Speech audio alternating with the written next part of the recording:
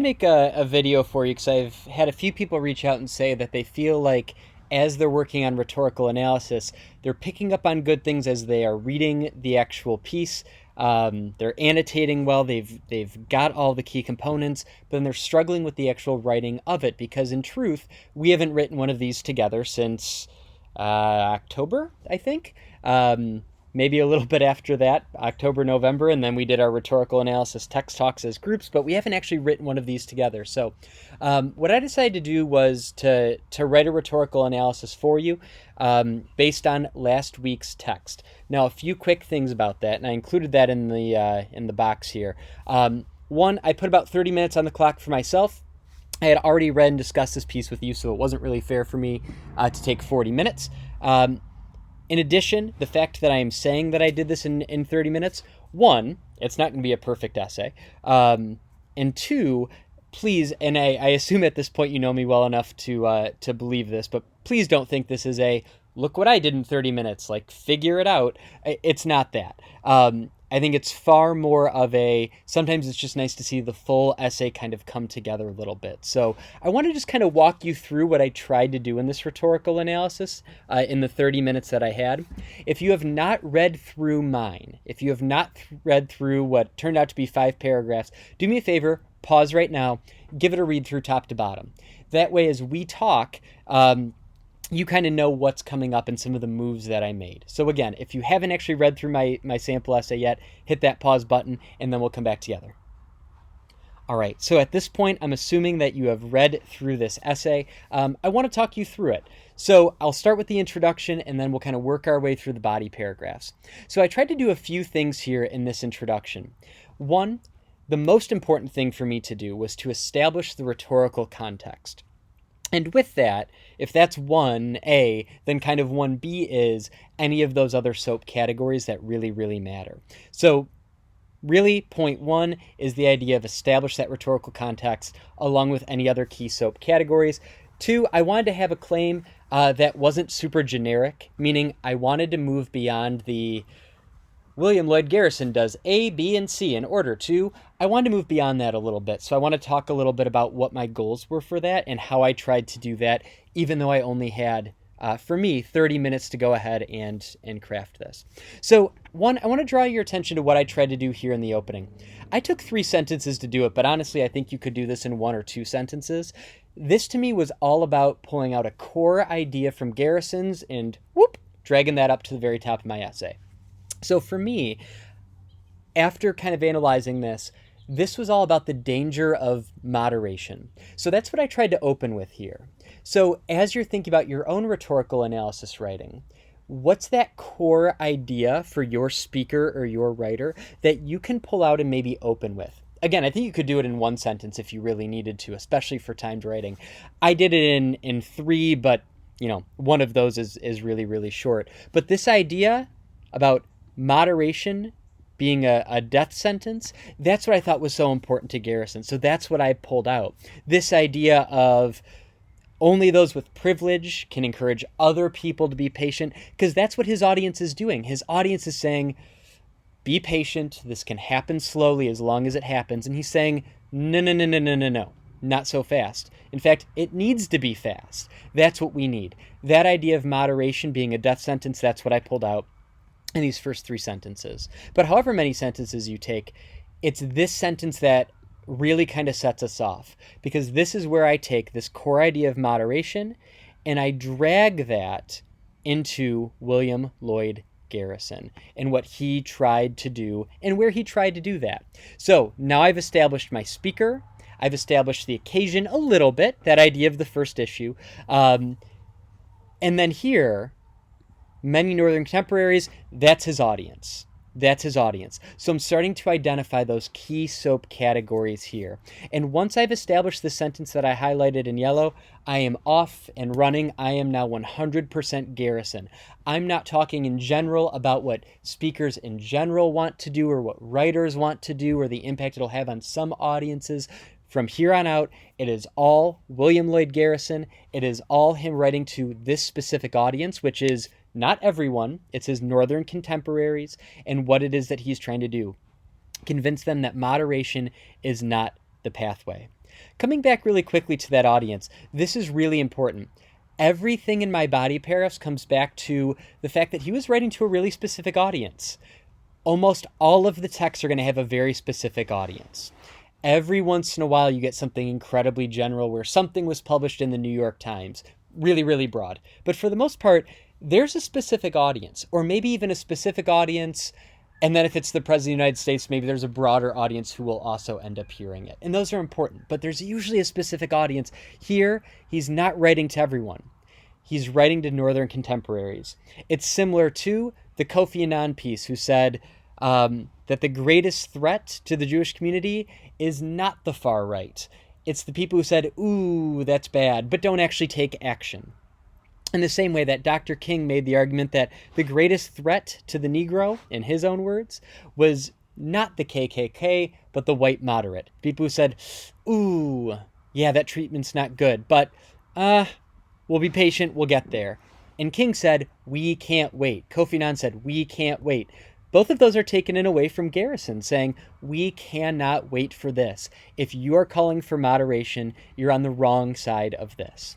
And that really kind of fell into what my claim here was. Therefore, Garrison, speaker, writer, calls upon his contemporaries, his specific audience, not everyone, his contemporaries, people who would embrace these ideas that he has, or people that he has a chance to win over. He calls upon his audience, speaker audience, to embrace American ideals for all people and demand emancipation for slaves. Great. So now I've got that purpose as the driving force. I moved away from a three-prong approach, and hopefully you feel like all three of my body paragraphs kind of fell nicely under that umbrella. So let's take a look at how then I decided to organize this essay. When in doubt, go in chronological order. Start with what kind of happened in the opening, what are some things that happened in the middle, and then what happened towards the end of the speech. Now, you don't have to stick with that, but I think when in doubt, that's a great way to kind of just work your way through it when that clock is ticking. So I decided to kind of check out what was happening in the beginning. You'll notice I went early with lines 13 and 14, but I also tried to link that a little bit with stuff that happened a little bit later. So my first topic sentence was all about his audience, that it wasn't about slaveholders, it was about moderates. So, reestablishing that I read this piece and I understand that rhetorical situation. So, with that in mind, Garrison's sitting down in front of a blank piece of paper. He knows that he's trying to win over these people who probably agree with him in general principle, but aren't ready to take action. So, how is he going to try and get them to take that step? What does he do in his opening with that audience in mind? That's the core. Everything I bring up is connecting what Garrison did with that audience in mind. So I talk about how, well, he pretty much calls out New England and all of these northern states and says, you have all been passively participating. Like, this is not good enough. So he does that early on. The other thing that I wanted to bring up is I thought that he brought up the American ideals. He brings up the Declaration of Independence. He brought up Bunker Hill, which I didn't include in this essay, but I thought that was really interesting. And so I actually tried to kind of link these ideas of saying, hey, Northerners up in New England who are passively participating, don't you believe in things like the Declaration of Independence? Of course you do. And if you're going to believe in these things, then you don't get to pick and choose. All of these things I thought happened in the first half of the speech, so I considered that as his opening. So this paragraph was all about what the speaker, or in this case the writer, did with a particular audience in mind. He knows where they're at on that continuum, and he says, I need to pull you more in my direction. How can I do that? Well, here's how I'm going to open. I'm going to, one, call you out a little bit, and two, I'm going to appeal to something that you all believe in. These unalienable rights, human rights, and guess what? Those are important for this case as well. You'll notice how I end this. I reiterate, speaker, Garrison, and his audience, his readers. If Garrison's audience of moderates, I could also say if Garrison's readers, moderate readers, I could do either of those. So this is all about the impact it has on this particular audience. As we work our way to paragraph 2, I'm still focused on what this particular writer is doing for this particular audience. So I do it again in the topic sentence. Speaker, audience. Garrison, his readers. I'm always coming back to that idea. I thought it was really interesting that he pretty much says, I used to think just like you, and that was flawed. He admits that he too once believed in moderation and that it was a proper course of action. And yet he's taking this moment, this first edition, to make a full and unequivocal recantation. Now, I don't just want to summarize this. So I included something else down here. So not only is he recanting everything he said, highlight that, but I think it's really interesting that he also asks for forgiveness. And who he asks for forgiveness from is interesting. God, community, and his brethren, the poor slaves. Both are really all very, very interesting here. But that recantation and then asking for forgiveness is interesting, not only because I think it builds some credibility, connects back to the audience, but if his ideas can shift, then so too can the beliefs of his readers. Again, I'm ending my paragraphs with this idea of what he did with his reader in mind. I'm actually going to highlight this in kind of a different color really quickly. So my topic sentence and really kind of my analysis here really connecting the idea of speaker audience. And that comes true really for this entire paragraph, I would argue, but I'm really trying to drive that home in my opening and my closing. All right, so final body paragraph here. Many of you brought up this idea of the metaphorical house on fire. I think that's a great moment for us to talk about. But remember, it's not that he just does this for the sake of creating a cute little metaphor.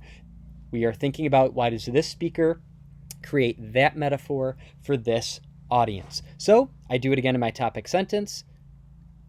I've got Garrison. Here's what he does, metaphorical house on fire, to help capture the urgency felt by those without power. Now, I don't explicitly say anything about his audience, but I certainly do it down here. So that idea of what's the speaker doing with the audience in mind, I think that's a really good way that I tried to do that here. You'll notice I bring up tone, but this isn't a tone paragraph for the sake of just talking tone. This is talking about what's something he does and what's the tone that creates. How is that impactful for his audience? And so these moments demonstrate that those in need cannot wait. Boom. This is all about his purpose right here. Doing so moderately would certainly leave a pile of destruction, and Garrison argues that slavery, if not addressed with urgency, will do the same. This is a direct statement to what he's trying to convince this audience of. Here's that idea of moderates. There's his audience. I'm coming back to that idea. Last but not least, you'll notice my conclusion's pretty concise. If we've got all the time in the world, great. Write a long, beautiful conclusion. But we've got 45 minutes to craft this and submit it properly, meaning really you've got 40 minutes. Give yourselves 5 minutes of grace. That way you're not totally panicking. So what did I try and do here? Ultimately, boom. Here's kind of his purpose for his audience. In truth, maybe I should have even said like his readers, kind of reiterate that. But again, I think I did a good enough job of doing that, especially in this next sentence. In doing so, he models that they too can shift their ideologies, really putting it back on this specific audience. And if they do, they can uphold the American ideals they hold true, providing life, liberty, and the pursuit of happiness to all. So I kind of brought back around one of my key arguments there. So it's nice, it's concise, but at its core, my goal, I kind of reestablished my speaker, what his purpose was. Maybe could have done a little bit of better job with the audience, but in truth, if I've done a good enough job in my introduction and my body paragraphs of that, I guess I don't really need to do that again. Would have been nice, but no big deal. So I hope that that's a nice kind of overview of what I tried to do here. Again, I know that I had a bit of an advantage simply because I had talked through this with you. But still, I hope that by me putting 30 minutes on the clock, I wrote it in 25 and then went back and kind of typed up this section. I hope it kind of demonstrates what it is that I tried to do in each section, in hopes that then you can go ahead and use that as a model, either to go back and rework or edit or write your essay for this week.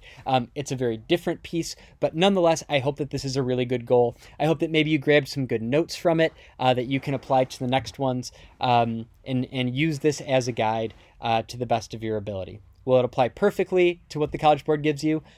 Probably not, because every one of these is unique. But what's true at the core of every single one of these, the rhetorical situation matters. The fact that he is writing to people who are going to pick up his newspaper and therefore have the same general ideologies influences every choice he makes. And if you can capture that, you're going to be in great, great shape. Thanks for tuning in. I really, really appreciate it. And go back, maybe rewrite one that you didn't have a chance to do, or do a little bit of editing with this in mind. Practice writing some introductions, practice writing some claims. The more of that you do, the better it's going to feel when we go and do this for the College Board. Take care, and let me know if you've got any additional thoughts or anything I can clarify.